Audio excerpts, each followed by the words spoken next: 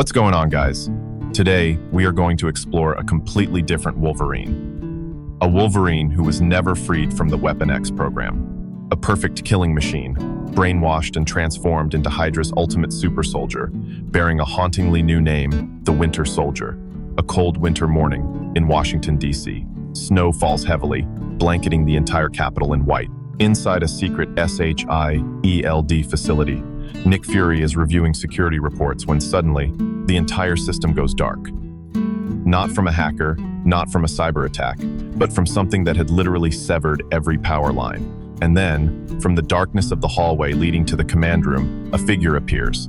Fury hears no footsteps, sees no warning signs whatsoever. The only thing he can make out are three metallic claws gleaming in the dark, and a left arm made of polished metal bearing Hydra's red star. But what makes Fury, a man who has never known fear, shudder to his core, is the eyes. Wolverine's eyes are no longer the eyes of a man carrying a painful past. They are the hollow, soulless eyes of someone who has been stripped of every memory, every shred of humanity, everything except a single command: kill Nick Fury. And in that moment, we come to realize a horrifying truth. Wolverine is no longer the hero we once knew. He has become the most perfect weapon Hydra has ever created. Wolverine, one of the most powerful and resilient mutants to ever exist, could be turned into a tool of Hydra. This is not a story about betrayal or personal choice. This is a story about how even the strongest will can be broken if you have enough time and enough cruelty.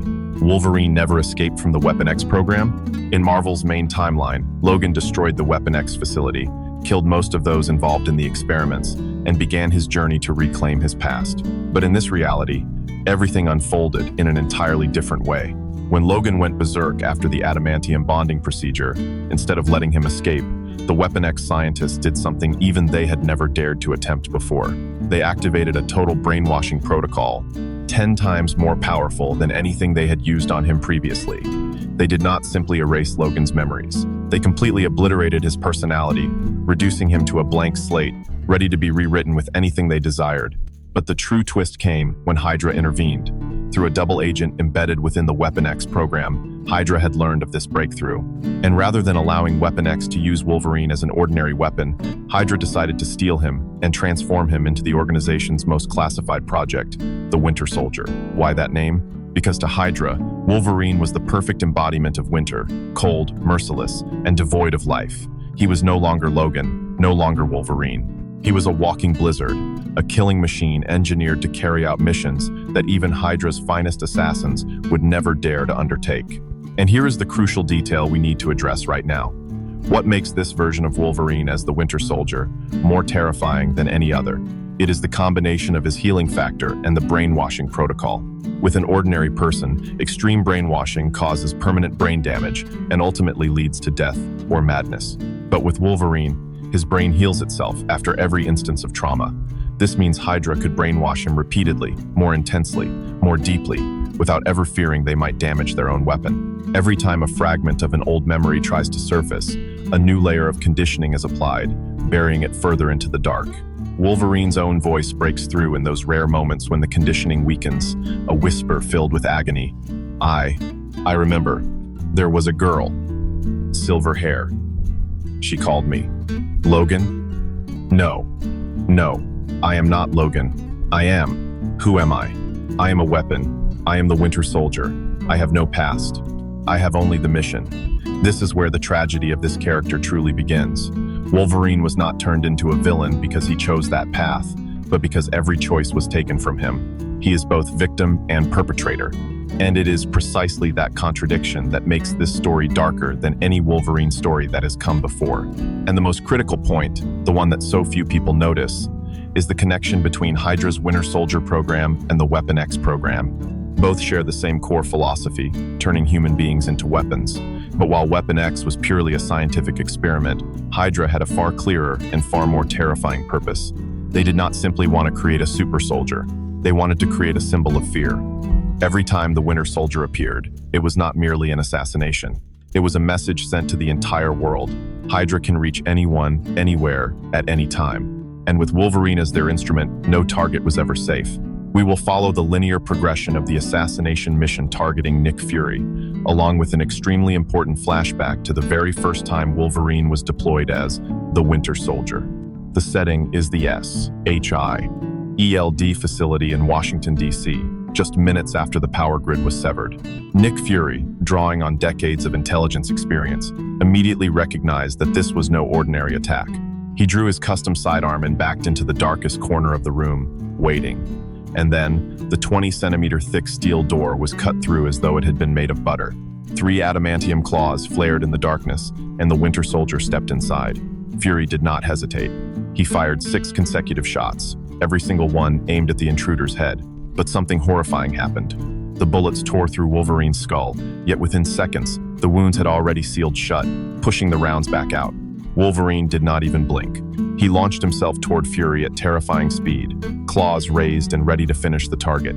But Fury did not become director of SHIELD by luck alone. He had prepared for this exact scenario long in advance. He pressed a button on his sleeve, and instantly, a powerful electromagnetic field activated, blanketing the entire room. Adamantium, despite being extraordinarily durable and razor-sharp, has one critical weakness. It is an exceptionally strong conductor of electricity. A massive current surged through Wolverine's body, sending him into convulsions and dropping him to the ground. But even so, he did not stop fighting. His muscles seized, his claws tore into the floor, and those hollow eyes remained locked onto Fury with a terrifying, unbreakable focus. We now rewind to the past to witness the very first time Wolverine was deployed as the Winter Soldier. His first mission was to assassinate a senior SHIELD scientist who was researching an antidote to Hydra's nerve agents. That scientist was protected by a special forces unit composed of 20 of the most elite soldiers available, housed inside a facility equipped with the most advanced security systems in the world. But none of that meant anything to Wolverine. In Hydra's after-action report, one passage stands out with a chilling clarity. The subject breached the facility at 02:14. By 02:17, all 20 security personnel had been neutralized. Not a single shot was fired, because no one had enough time to react. The primary target was eliminated at 02:18, with 3 cuts through the heart. The subject exited the facility at 02:20. Leaving no trace behind except for the bodies and the scent of scorched metal lingering in the air. Total mission completion time, 6 minutes. 6 minutes. That was all Wolverine needed to eliminate one of the most heavily guarded targets in existence. And the most terrifying part, he did not do it out of hatred or passion. He did it simply because those were his orders. Let us take a moment to analyze this. Why does Wolverine make for a more terrifying Winter Soldier than the Bucky Barnes version? Bucky, despite being an enhanced super soldier, still has physical limitations.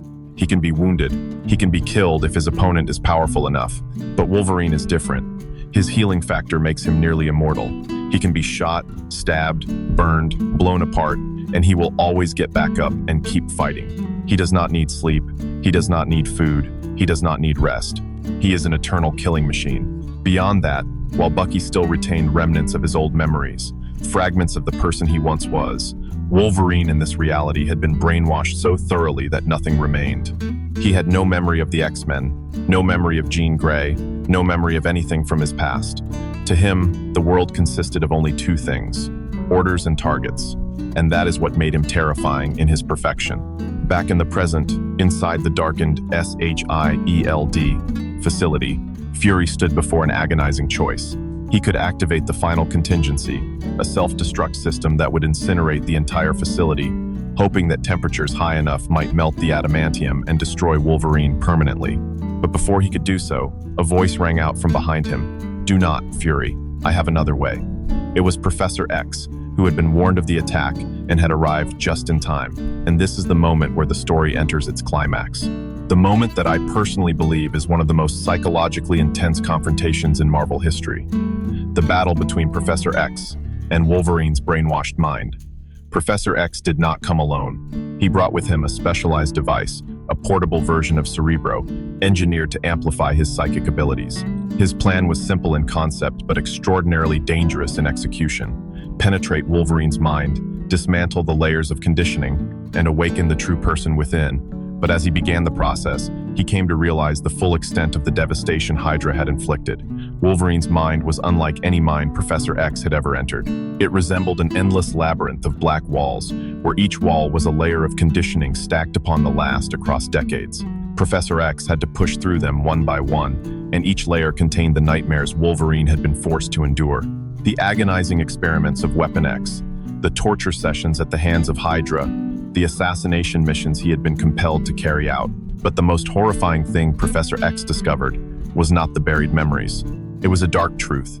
Wolverine was still conscious, locked deep within his own mind, completely aware but utterly unable to control his body. He had witnessed every act of brutality his body had committed, yet had been powerless to stop any of it.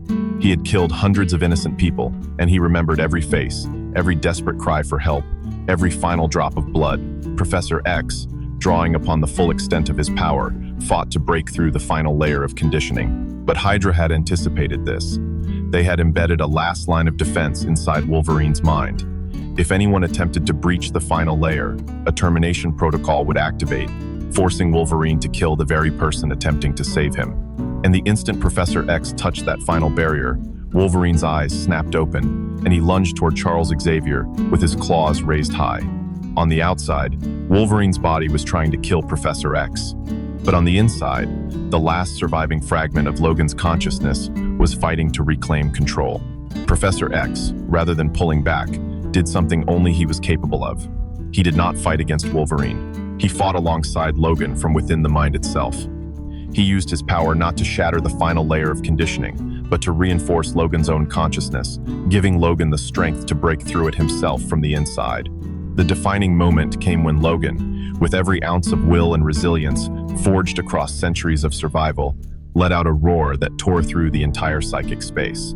I am not a weapon. I am Logan. And then the final wall came crashing down. Every memory, every sorrow, every truth of who Wolverine truly was came flooding back like a tidal wave. His body stopped dead in its tracks, his claws halting just centimeters from Professor X's throat. Wolverine was freed, but at an extraordinarily steep cost.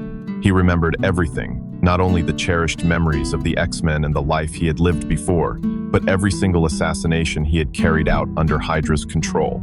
Hundreds of faces, hundreds of names, hundreds of innocent souls he had taken. And the worst part was that he could blame no one but his own hands.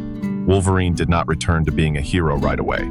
He disappeared for months, wandering across the world, trying to come to terms with everything he had done. He visited the grave of every victim, leaving behind a single rose and an apology he knew would never be answered. This is the emotional payoff, the moment where we come to understand that even after being freed, Wolverine will forever be haunted by what he did as the Winter Soldier.